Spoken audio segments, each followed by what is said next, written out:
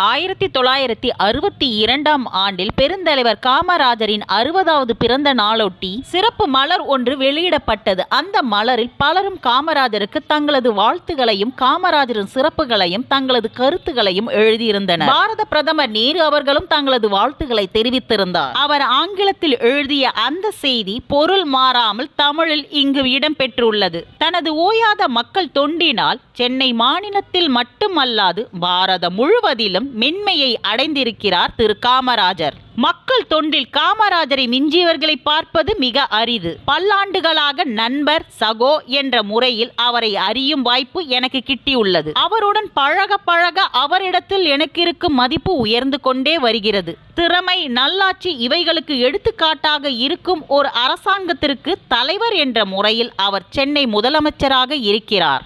மக்களுக்கு மேலும் மேலும் தொண்டு புரிய அவர் நீண்ட காலம் வாழ்வார் என நான் நம்புகிறேன்.